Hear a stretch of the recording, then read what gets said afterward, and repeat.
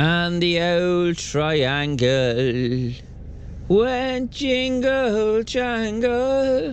Ned, shut up. Good morning, Mo. How are you, Ned? Do you really care how I am, Mo? I mean, honestly, do you really care, Mo? No, don't suppose I do, really. The easiest thing to do there is just to get into the bus lane as soon as... Now, assuming this is before 7 o'clock now. After 7 o'clock, don't after 7 o'clock, don't stick your toe into it. But before 6 o'clock, before 7 I should say. It's the simplest thing to do, especially for a large vehicle in an urban area. Get in and sit in the bus lane, and you can let the other cars go on then. So you're not really impeding traffic as such. It's the safest place for a truck to be, I think, in the city, is in a bus lane.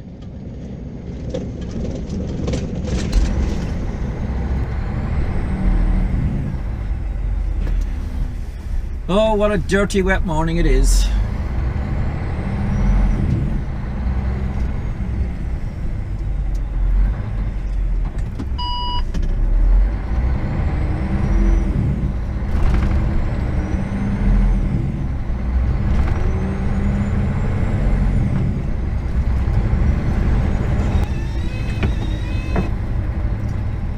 I said this before during the week. This here is just a waste of time, and it's a waste of taxpayers' money. Yeah? Where are those gum beans? Where are they? Where are they? Like, do you know what I mean? Oh no, it's raining. I can't stand out in that. So it doesn't matter what comes into the port when it's raining. I'll stand out when it's nice and dry and sunny. But they stand with their backs to the traffic most of the time talking shite, because that's what they're full of, most of them. Excuse my P's and Q's, but I don't have any time for those wasters, because that's exactly what they are, wasters. The wasters of taxpayers' money.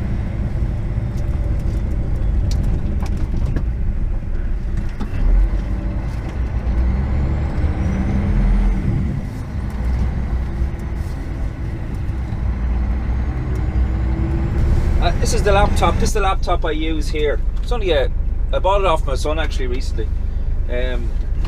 This is the laptop I use now. I'll show you what I mean now in a second.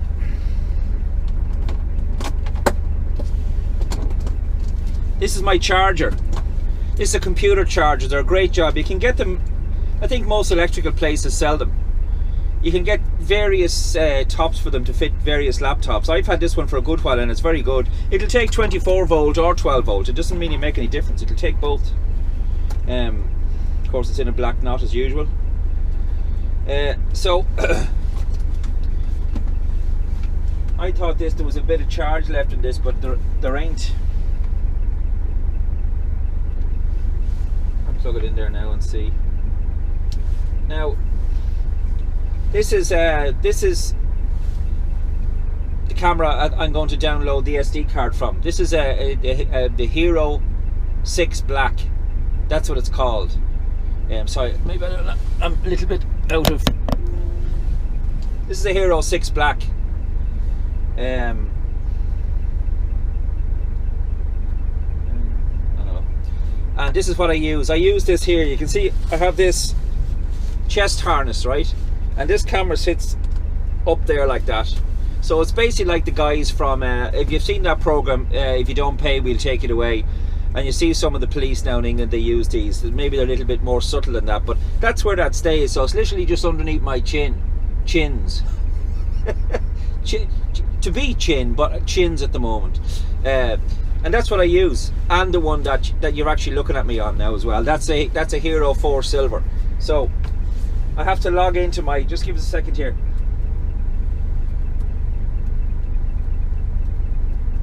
Ah, come on. It's a bit slow.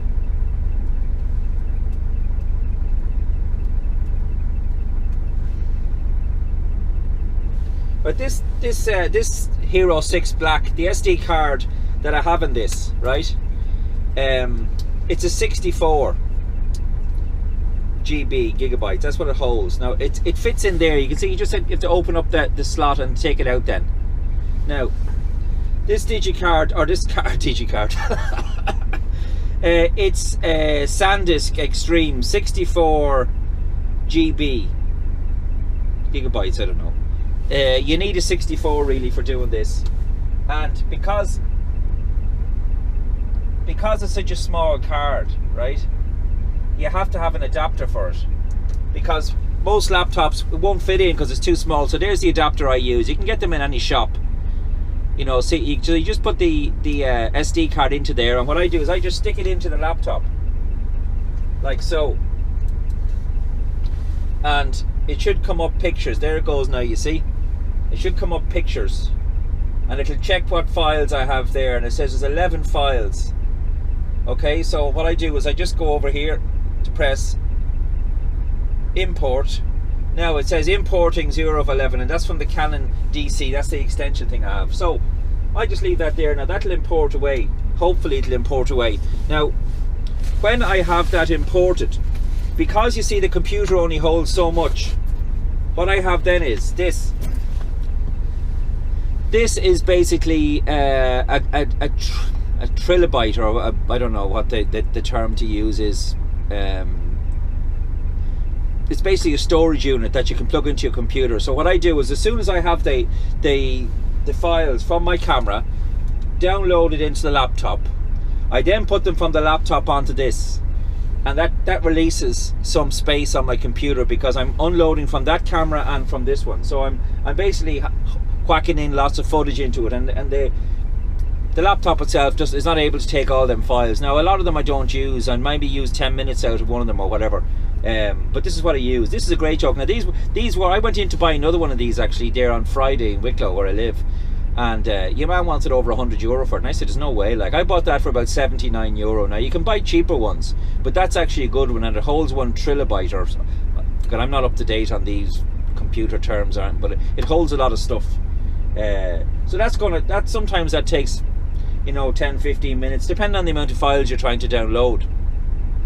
If there's no space, it will come back and it'll tell you downloaded, you know, 6 of 10 files or whatever. So this is what I use, and I hold all my 2 GoPros go in here. This is what I keep them in here. This is just an ordinary camera case, and to prevent them from getting scratched and stuff like that, I have this. It's kind of like, you know, like it's a Sony thing. I don't know, maybe it's used for a Walkman or something years ago, I don't know, but it sits in that and it's grand. It keeps it from getting scratched. So that's that.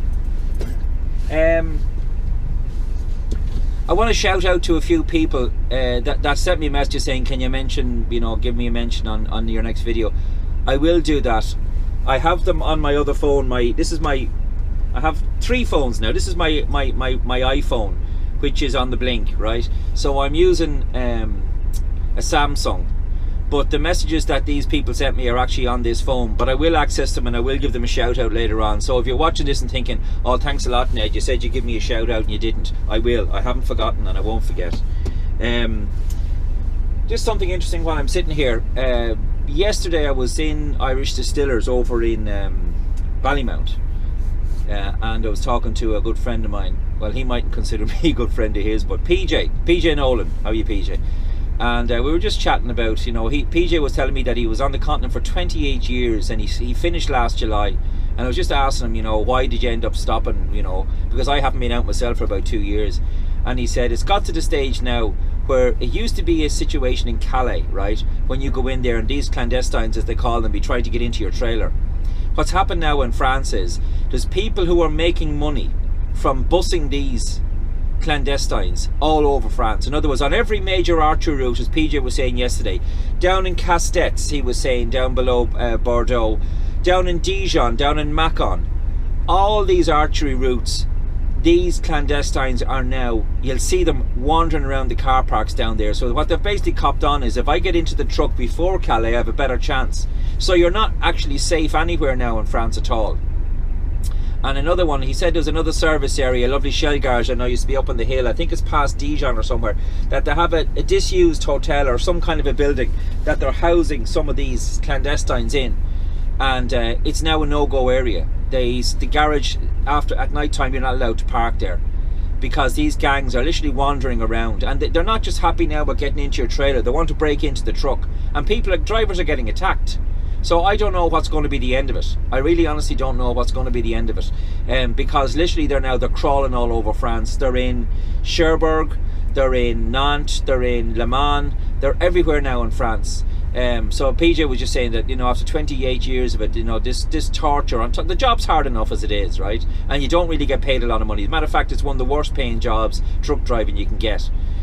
For the hours you do and the responsibility you have, it's crap money, right? And he just said it's not worth it anymore. I'm just not doing it. You know, it's just too dangerous. You know, and it's just a lot of hassle. You know, you're having to get out, and you know, you don't know whether these people are carrying weapons. They could be carrying knives. You know, you're just taking your life in your hands. Just looking here now, I've got 6 of 11 are imported. So as I said, when they're imported now, what I'll do is I'll put them into my other memory thing. This, just give you a look now. The boat is in here. You can see there now. There's the traffic coming off the boat, and you can see, look at they're being stopped there, right? They're being stopped there by those silly fools with the yellow jackets, asking them, where are you going? Are you on the boat? You were, yeah.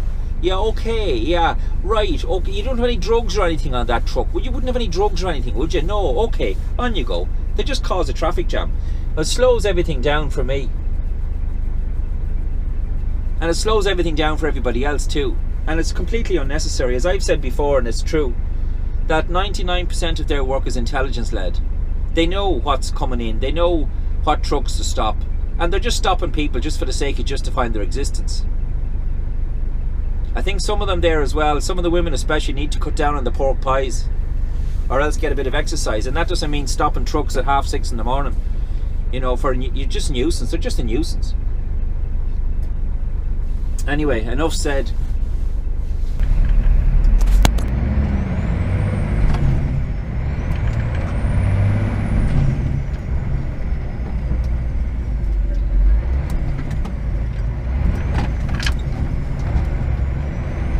His car's coming up here, thinking he's going to bull in front of me, but that doesn't happen. I don't allow it. You know, I don't mind taxis.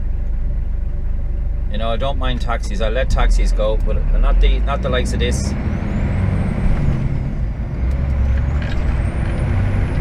I'm straight into this bus lane now as well, because this bus lane is not in operation until 7 o'clock. So I'm actually not doing anything wrong.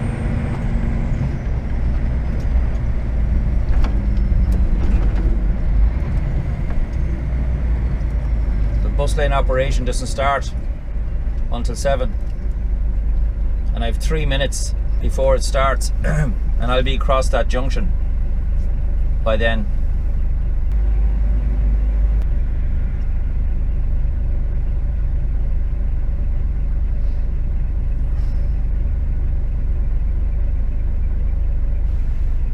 All these kind of things, you know, you don't learn this the first or second or third day you come out here. You learn this after you're doing this for a month or 6 weeks or 2 months. You're doing the same route every day, so you get to see where the problems are. You get to see where the you know, where the fluidity is, and you get to know what lane you need to be in. And that doesn't come from anything. I'm not smart or anything, you know. I didn't sit down with a plan of Dublin and look at the map and say, right, I'm going to manoeuvre my way here. It's just a case of experience from coming down. If I come down, if I get my trailer at 10 past or 6:15, it's a walk in the park to get to where I'm going. But if I get my trailer at 6:45, it's not a walk in the park. It can be very difficult, because, you know, at that stage in the day, the traffic doubles every 10 minutes. And also, you know, the use of the bus lanes evaporates. So you're all basically piled into one lane. Now it's 6:58 now. I'm in a bus lane. The bus lane starts in operation at 7 o'clock. All I need to do is get down past Capel Street Bridge, and then it goes back into ordinary lanes. The bus lane then stops then. So if I can get the length, if I can get through this next set of traffic lights, then I'm out of the bus lanes, so I'm not causing any problem, is there? Fella in a motorbike there, one of these little moped things, and he's going way too slow. Like he's literally crawling.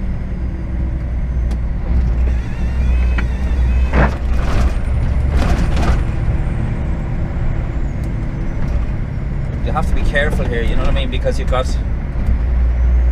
cyclists here, and a lot of them don't wear high visibility clothing.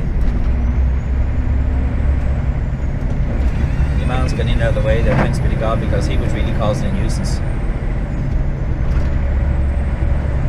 Now you see what I mean. We've got 2 lanes now, so I'm actually not in the bus lane. So at 6:59 a.m. I'm actually out of the bus lanes, so I haven't contravened any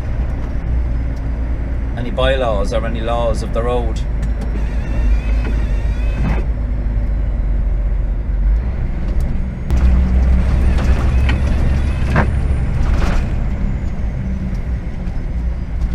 Jeepers. What in the name of God was he doing in that bus? He missed the car by literally a fraction of an inch. What in the name of God was he thinking of?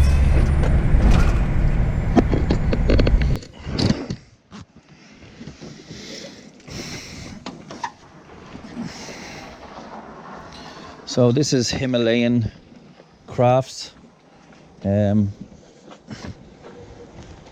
Based out in Avon. They call the grow shop, they call themselves. And this is where my delivery is.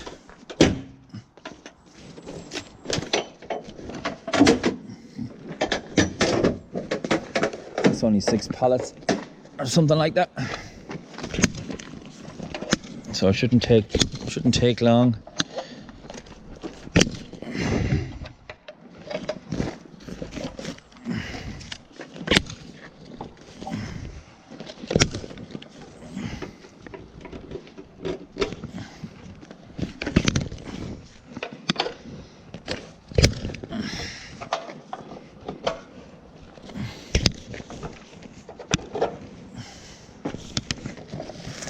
Right.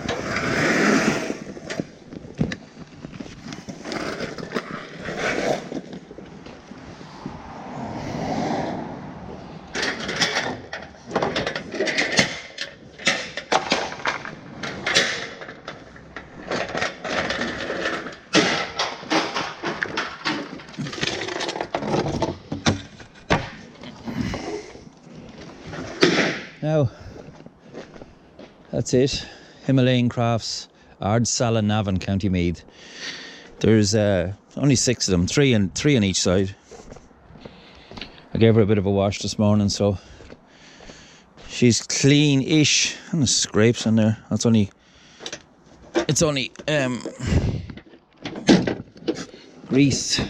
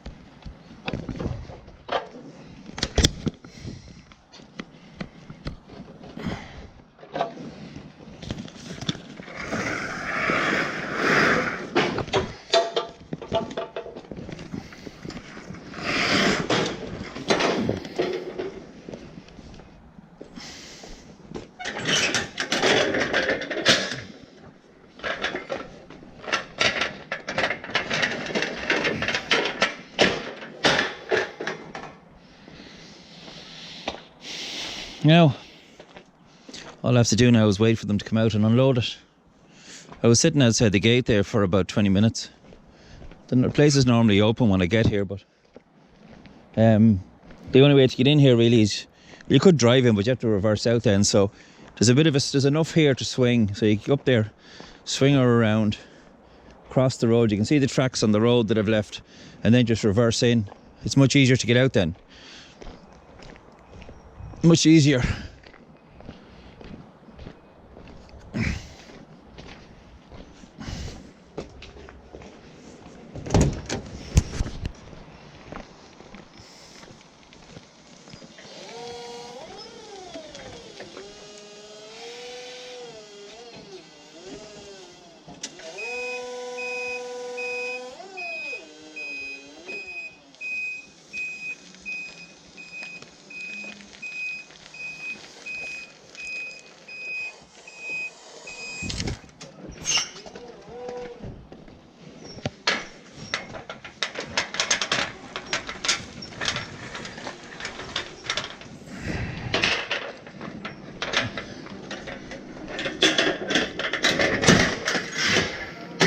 Just enough room to get at the pallets there.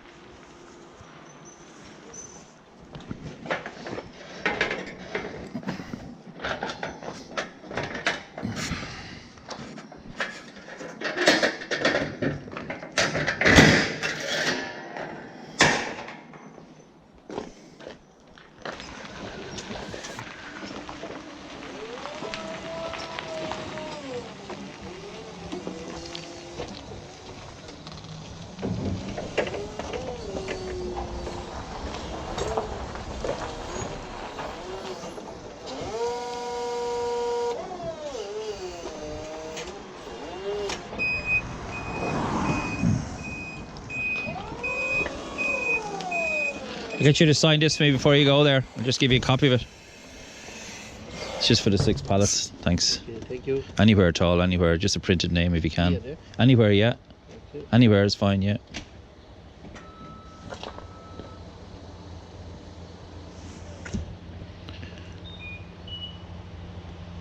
Perfect. Now, I'll give you this, no problem. And that's yours, okay? Thank you. See you later. Bye-bye. See ya, thank you. Bye-bye. Now all we have to do is put the trailer back together.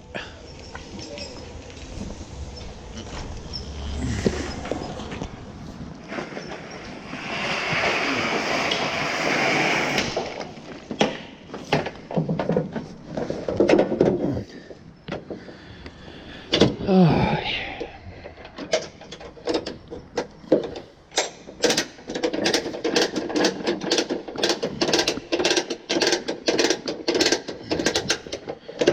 That winder's handy enough.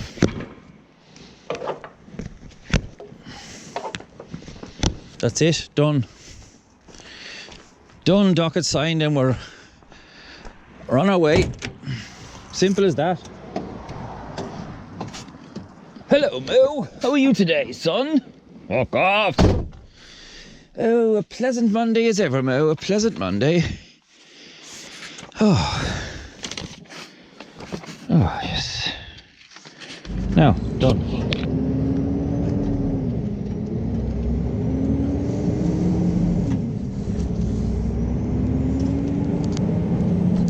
Well, there's my instructions just received. Where are we going, Ned? We're going to Kingspan, Mo. Oh, not that bleeding kip. Mo, it's not a kip, Mo. It's just a nice place to load, Mo. They're bleeding open the whole trailer, the whole lot. Yes, Mo, but I don't got your giving out about you. You don't even help, Mo. I know that, but after what you doing and puffing and panting like an old Egypt. I don't puff and pant, Mo. You do? Breathing heavy like some kind of a... You'd swear it was hard work you were doing. Well, it's more work than what you do today, Mo, anyway. I mean, how did you get on over the weekend, Mo? I see you still didn't clean your dirty face, Mo. You never mind my bleeding face and watch the road. Yes, Mo, I'll watch the road. You just look somewhere else, Mo. So the way we're going now is we go into if you do a bit of cross country. So what we'll do from here is we'll go into Navan, and from Navan we'll go into Slane, and then from Slane then we'll head north on the basically all the way in. We'll go in as far as RD, straight up the N2 then to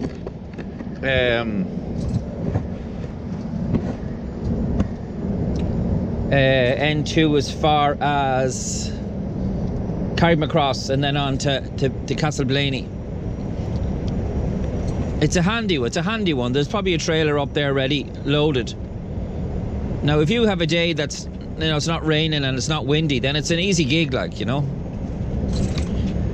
There are a few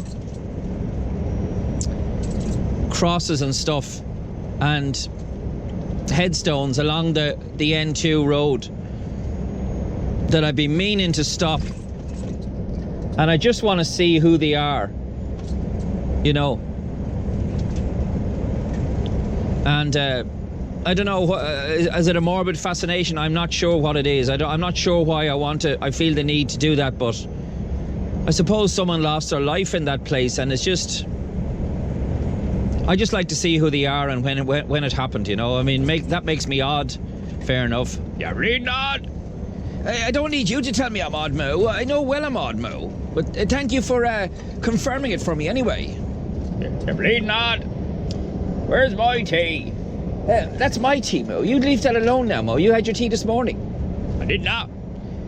Oh, I'm not starting that. Did not, did to, did not shit, Mo. Just go away. Leave me alone. This is RD. LD.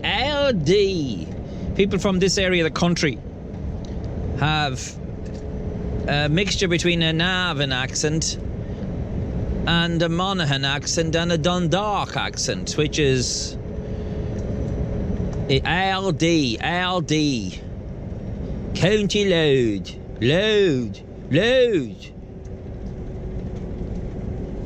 This is just literally on the northern side of sort of the N3, or sorry, the N2. I say the northern side. What I mean is it's, you know, we don't have to go much further north to go into Monaghan. So this would be in north. But then again, Louth is kind of a funny county, even though it's a very small county. It's kind of spread out because Drogheda is in Louth.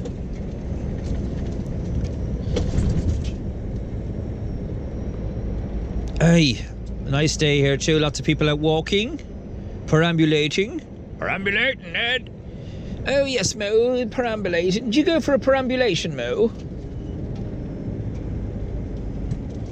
Did you go for a perambulation, Mo? Now in the evening time, this place is a disaster. It's not as hard as to get through. It's not as hard to get through here as it is to get through Naas at the moment.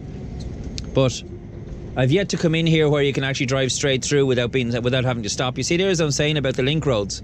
There's a link road for the N52, Mullingar and Kells.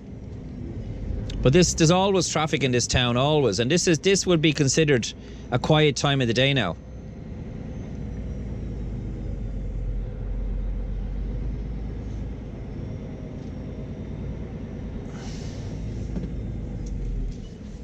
You get a lot of traffic coming out of that. See the traffic lights up above there? That's the road that goes on to Mullingar. And you get quite a lot of traffic coming in and going into and coming out from that junction. So I just wanted to wait there and not to drive onto the hatched markings.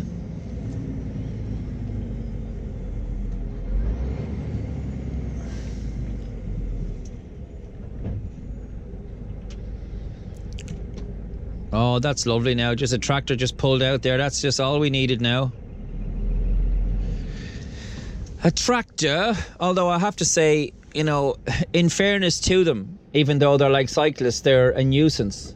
The tractor drivers that I have come across over the last year or so or whatever, they don't bother saying thanks. They're actually quite good. They will pull in onto the hard shoulder as soon as they can. It's a very difficult place for a truck to get out of here, and you can see this guy here, Mr. Toner. Very, very difficult to get out. He has to cross over completely onto the other side of the road.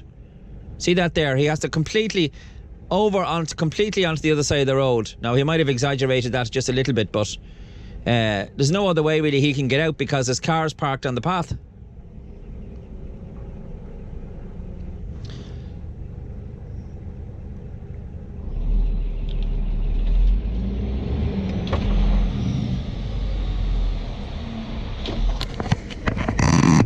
Lads doing the tidy towns. You're doing great work there. Top dollar.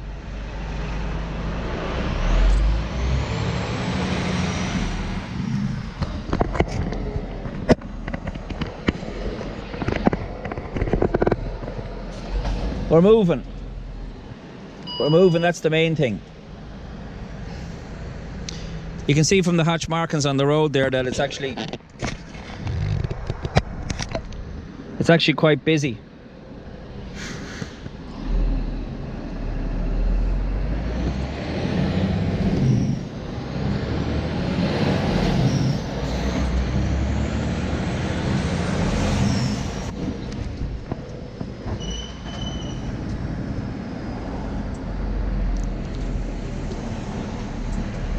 Once you get past that junction though, it moves quite fine.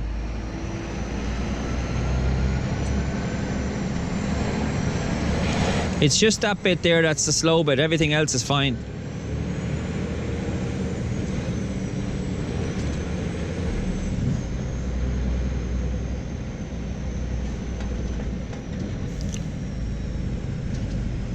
Busy, busy, busy little town.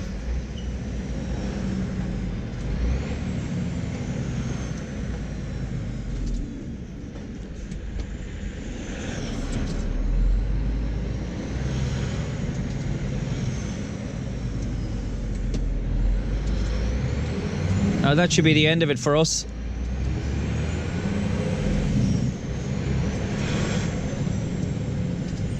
Should be.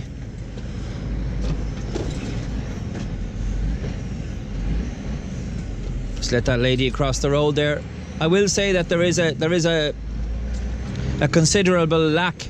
Now maybe the people in the town have a reason for it, but there's a considerable lack of pedestrian crossings in this town, and people are taking their lives in their hands by crossing the road. Only last week there on Friday, there was a lady, or was it Thursday, a lady was killed in Carrickmacross on the main street.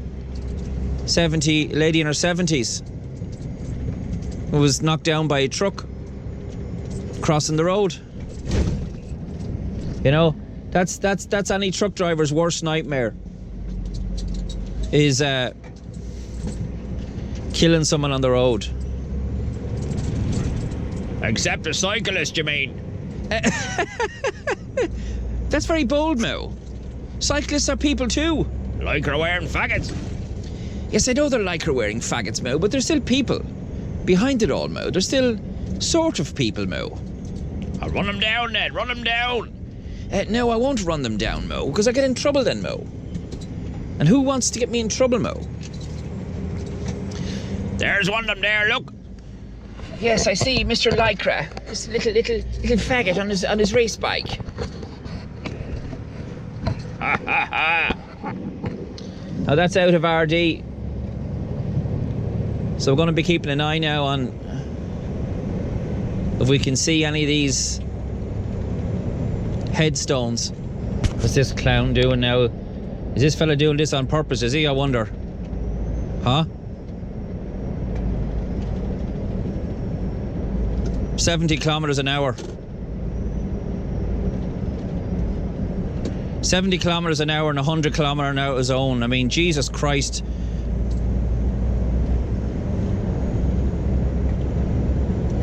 That's acting the maggot. You know, that car is capable of 140 miles an hour. Driving along at 70 kilometers an hour on a 100 kilometer an hour road. It's just acting the maggot. But at least he had, or she had, the sense. I think it was a female driving it. She had the sense to pull in out of my way, because I wouldn't be tolerating that now.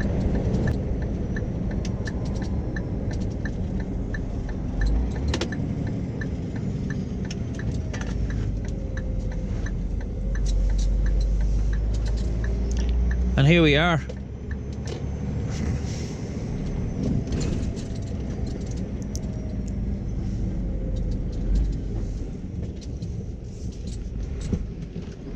Nothing coming, that's handy.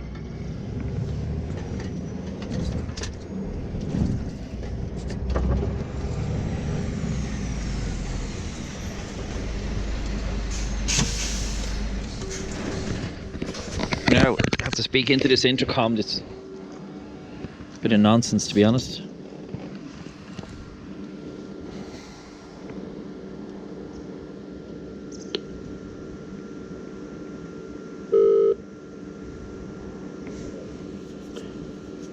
Hi, Pierce speaking. Can I take your name, please? Yeah, Aidan Kelly. Sorry, can you repeat that? Aidan Kelly.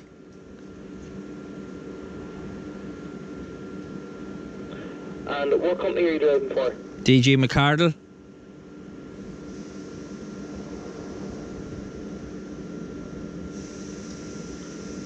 And let's see. And what's your reason for going on there? Collecting.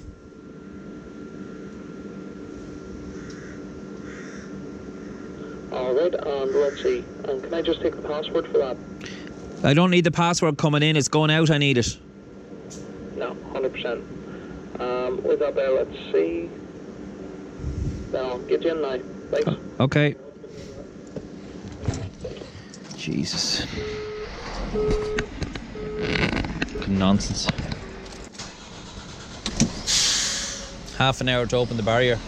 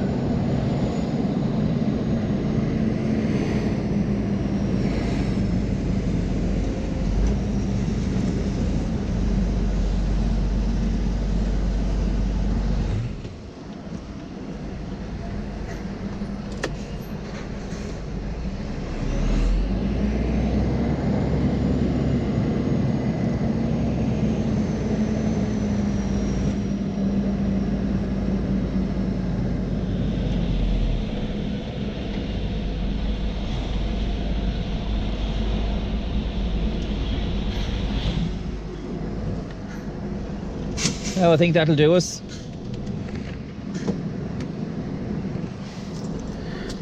What we have to do here now is we have to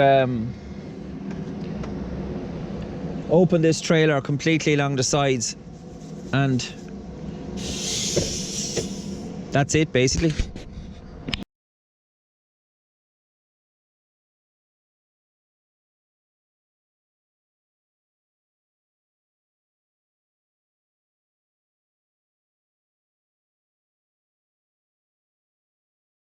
What I'm going to do now is I'm going to take all these boards from along the side and I'm going to lay them out on the floor.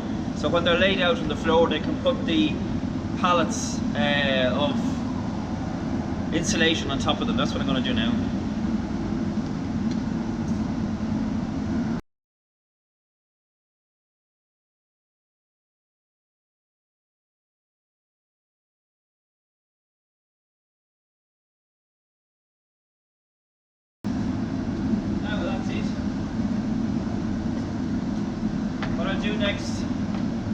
what I'll do next is these posts along here, they all have to be loosened and pushed back.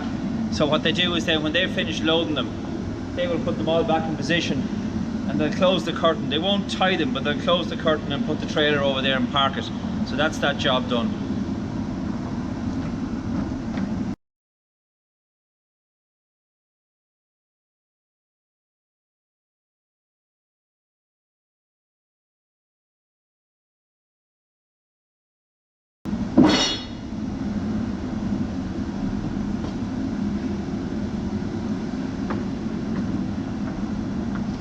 That's the way they want the trailer left, just open like that.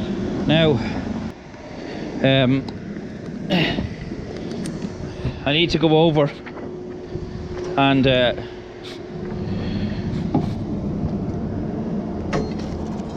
oh, without breaking my neck.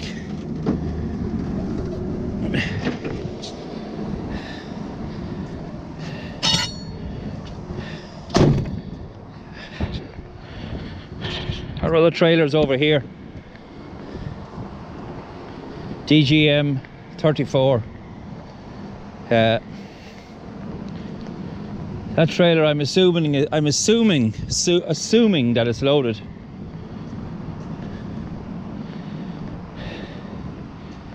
They put them back together again, but they don't close the straps on them, and that's fine because I can do that. I don't need them to do that. It's another one of these mega trailers.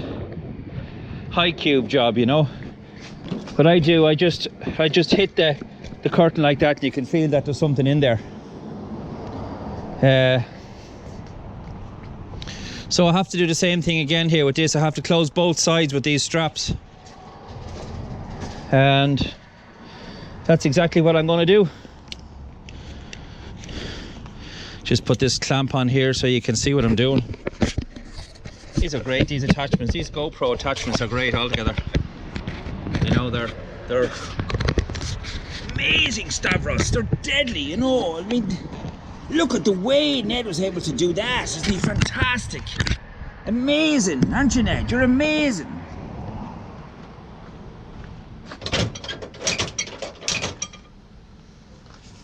The first thing we do is span. That's where we are. Carrickmacross is behind us. Monaghan Town is in front of us, and this is Castleblaney. It's kind of in between the two. So it's a drop the trailer job now.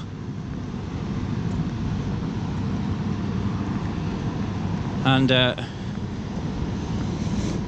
we'll see what way we are here. We might have another couple of minutes to go before well, sure, I'll drop the trailer anyway. That's what I'll do next.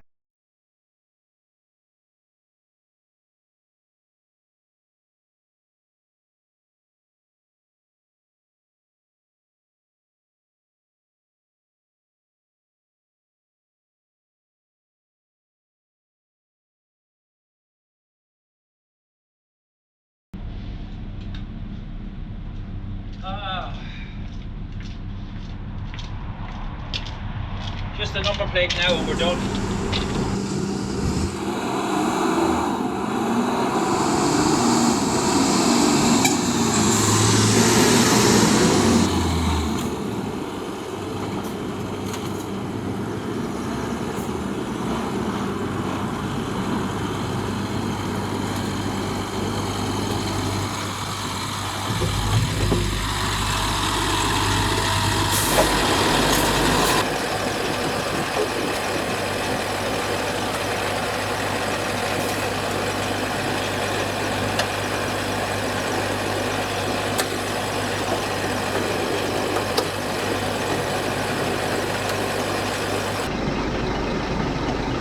That's all done.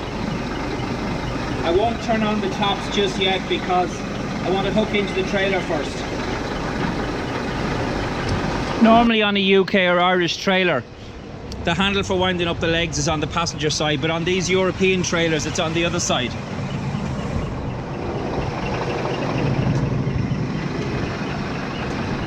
On these trailers it's on this side here.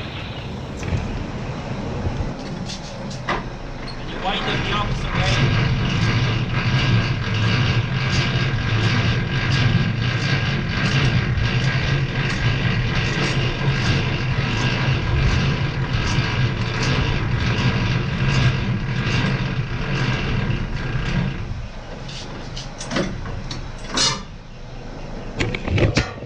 know I've said this before, but you have to remember when you're winding them up that you wind them up the whole way.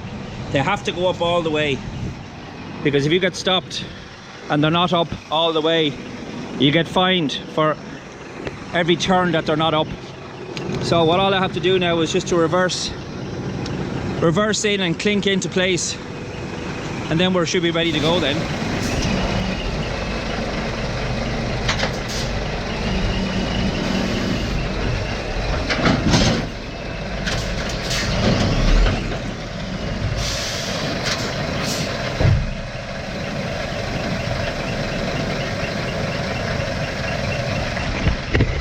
You saw me when I hooked into it.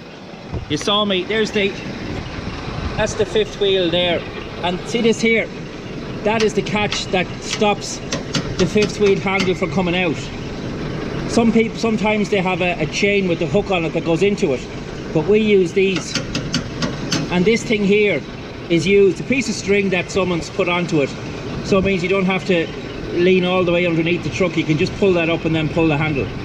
But that's actually stops the fifth wheel coming out. That's what that does. Right. Just a case of turning the taps on now. Here's one. Hello, Mo.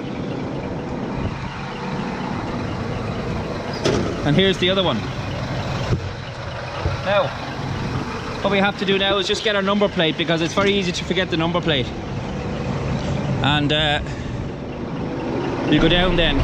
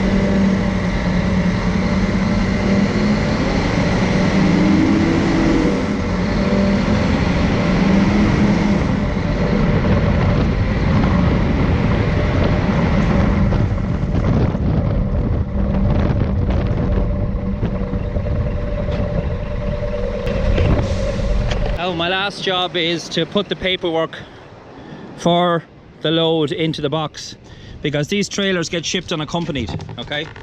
And if you don't have the papers in the box, when the driver gets to Holyhead, he'll open up the box looking for the delivery address and it won't be there. Just close back down the lid. Sometimes you have to give them a bit of a bang, and these are little handy, the kind of little pins. A lot of them are missing off them, but it does secure them and stops the stuff falling out of them. And now all remains for us to do is to hit the road, Jack. And bye-bye to Kingspan for today anyway. Handy enough, old job, handy enough. Oh. Oh. This is the first of these graveside little things that I've come across. Sean, along the road you parked your lorry, not thinking you had anything to care or worry, when all of a sudden came the blow which changed their lives forever so. Love and miss you all was Anne and the children. Died tragically on the 18th of the 4th, 2007. Sean, God rest you, mate. It's another roadside tribute. I'll just pull these briars away. In loving memory of Paul and Glenn, Carol and Curtis, who died tragically on the 27th of December 2010. Their lives a beautiful memory, their absence a silent grief. Paul, Carol and Glenn Curtis both died here on the 27th of December 2010. May God rest their souls. A nice tribute.